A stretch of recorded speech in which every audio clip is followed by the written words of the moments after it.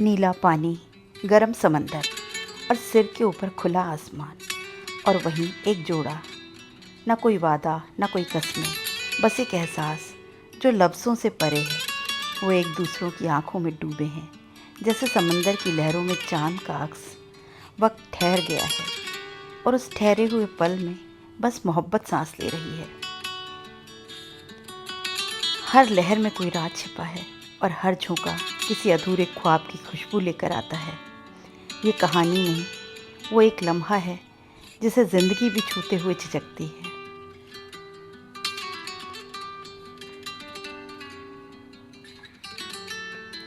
और उस मोहब्बत के आसपास फैला है एक हुस्न, एक खामोश जादू लगून का, जहाँ पानी थमा नहीं, बस ठहर कर नजाकत से बहता है, जैसे किसी शायर की नज़्म। खूबसूरत खाई आइलैंड के बाद हमारा नेक्स्ट डेस्टिनेशन था पिले लगून, लेकिन उसके बीच में उन्होंने बताया कि वो हमें मंकी आइलैंड पर भी ले जाएंगे। मंकी आइलैंड वो एक छोटा सा आइलैंड है जहाँ पर बहुत सारे मंकीज़ हैं। वो वाइल्ड मंकीज़ हैं, लोग वहाँ उतरते भी हैं। वैसे तो वो मंकीज़ फ्रेंडली हैं, लेकिन कई बार वो वाइल्ड हो जाते हैं। तो हमारे टूर मैनेजर ने बोला कि यहाँ पर उतरना सेफ़ नहीं है, हम आपको दूर से ही दिखाएंगे। और वो आइलैंड थोड़ा दलदल था, गीला था, तो हमने बाहर से ही उसका नज़ारा लिया। और इतने क्रिस्टल क्लियर पानी में हम तो आसपास के नज़ारों में ही खो गए।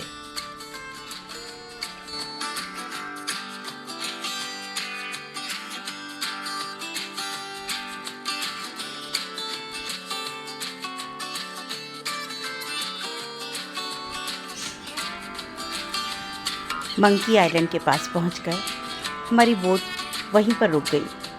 और भी बोट्स थीं जो आसपास रुकी हुई थी, और हम सब ने मंकी आइलैंड का और मंकीज़ का नज़ारा लिया।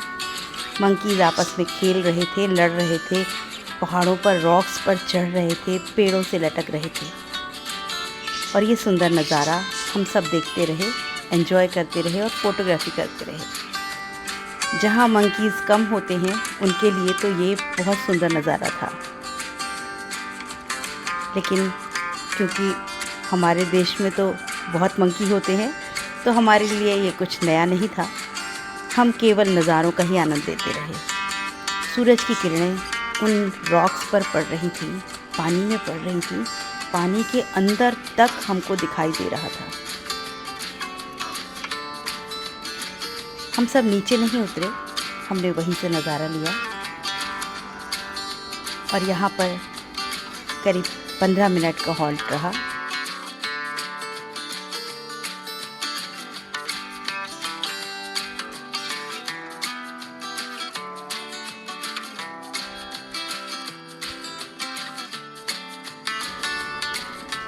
और हम फिर से अपनी हॉपिंग के लिए स्टार्ट हो गए। स्पीड बोट से पीछे छूटता हुआ पानी, पता नहीं कैसे कैसे विचार मन में उठा रहा था।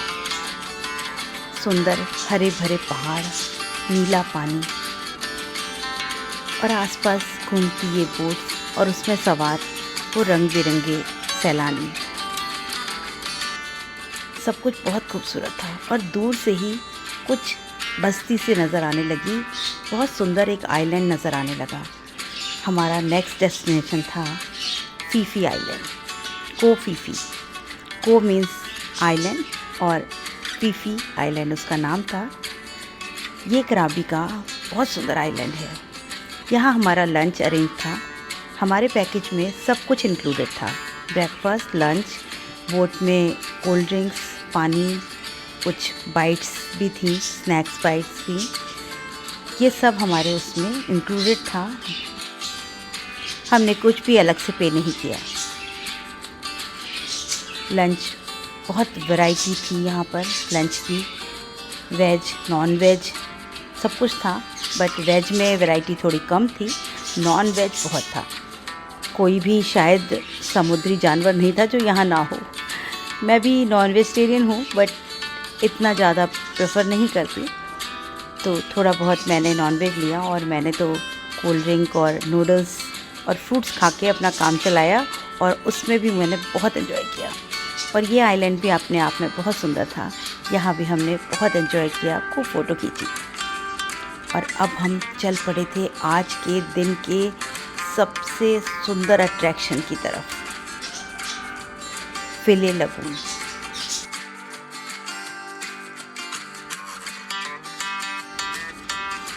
वही नीला पारदर्शी पानी, इतना साफ कि जैसे आसमान ने खुद अपना अक्स उतार दिया हो। चारों ओर हरियाली, जैसे प्रकृति ने अपने सबसे हसीन रंग यहीं बिखेर दिए। छोटी सी ओपनिंग, ठीक दिन का समय था, सूरज सर पे था और सूरज की सुनहरी किरणें लगून के चेहरे पर मुस्कान बनकर चमक रही थी। ये लगून कोई जगह नहीं, ये एक एहसास था, एक ऐसा सुकून जो शब्दों में नहीं, सिर्फ महसूस किया जा सकता है। बहुत ही सुंदर दृश्य। और हम लगून की गहराइयों में अंदर की तरफ पहाड़ियों के बीच चलते गए। चारों तरफ पहाड़ों से घिरा, जैसे प्रकृति ने अपनी बाहों में ख्वाब को सहेज रखा हो। यहाँ एक बेहद दिलकश और सजीव चित्र, चारों ओर ऊंचे शांत पहाड़ जैसे आसमान से बातें करते हुए इस लगून की रखवाली कर रहे हों, और उनके बीचों बीच फैला हुआ नीलापन और हरियाली का मिला जुला जादू। सच में ये जादू था। लगून का पानी कभी नीला कभी हरा, जैसे हर पल ये रंग बदल रहा हो, सूरज की रोशनी और बादलों की छाँव से खेलता हो।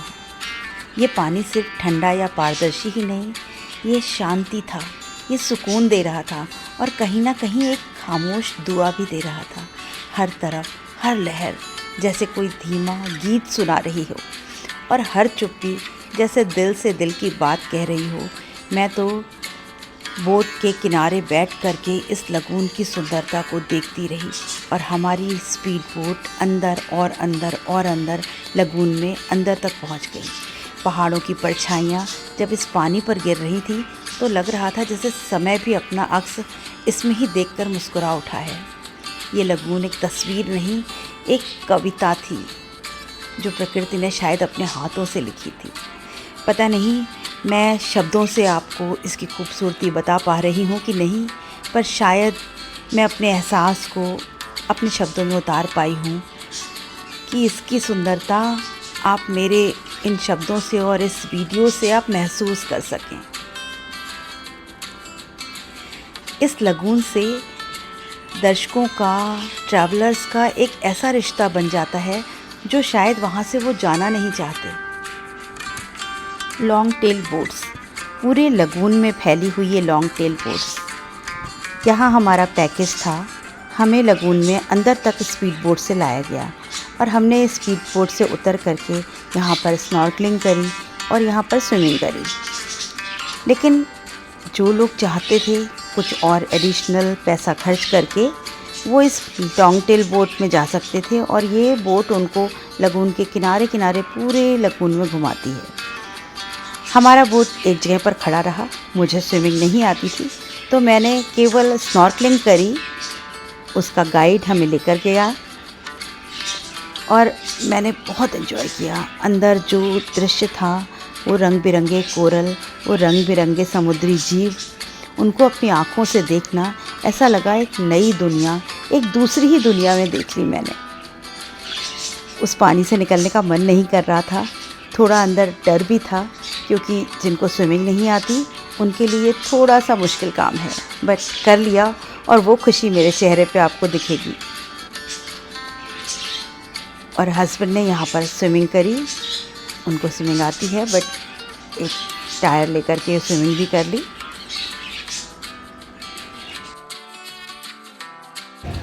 इतना खूबसूरत नज़ारा कि क्या शब्द बयां कर पाएंगे उसको। वाकई प्रकृति अपने आप में कितनी खूबसूरती समेटे है। ये लगून, छोटी सी ओपनिंग, और अंदर देखिए कितना सुंदर लगून है, और लोग यहाँ बोटिंग कर रहे हैं, स्नॉर्कलिंग कर रहे हैं। छोटी छोटी टेल बोट्स पे लोग अंदर तक जा कर के और फोटोग्राफी कर रहे हैं। बट मुझे स्विमिंग नहीं आती तो मुझे डर लग रहा है और मैं अपनी बोट के डेक पर खड़े होकर इसका नज़ारा ले रही हूँ और पूरा आनंद ले रही हूँ। Full enjoy. ये लॉन्ग टेल बोट्स, इनकी भी अपनी ही कहानी है, अपनी ही सुंदरता है। पानी के साथ खेलती हुई, लोगों को घुमाती हुई पूरे लगून में तैर रही थी और इससे ऐसा लग रहा था लगून की शोभा और बढ़ गई है। और हम जिस समय आए हैं उस समय यहाँ भीड़ भी थोड़ी कम है, वरना यहाँ बहुत लोग होते हैं।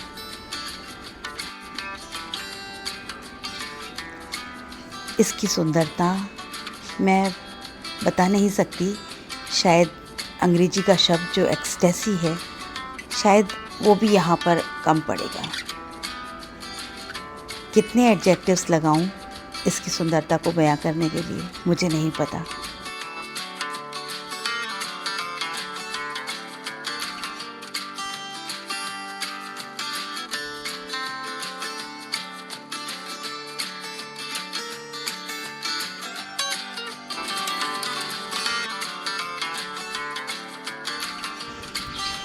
अगर आप थाईलैंड आ रहे हैं तो आपको ये फिले लगून ज़रूर देखना चाहिए। आपको ना चाहते हुए भी प्रकृति से प्यार हो जाएगा।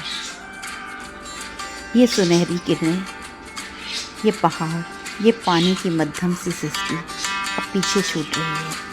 हम लौट रहे हैं मगर दिल अब भी वहीं कहीं ठहरा है, उस एक मुस्कान में, उस एक लहर में, जहाँ वक्त थम गया था और ज़िंदगी मुस्कुरा रही थी।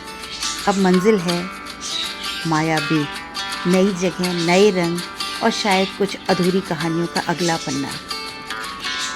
तो मेरे साथ बने रहिए, क्योंकि अगली वीडियो में हम फिर से इसी प्रकृति के जादू में मिलेंगे, माया बे की उस दुनिया में जहाँ हर मोड़ पर एक नई खुशबू, एक नया एहसास हमारा इंतज़ार कर रहा है। और ये इंतज़ार ही ज़िंदगी है, यही मेरा सफ़र है।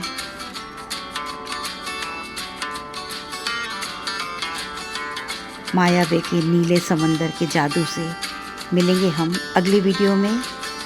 जुड़े रहिए, देखते रहिए। Good bye.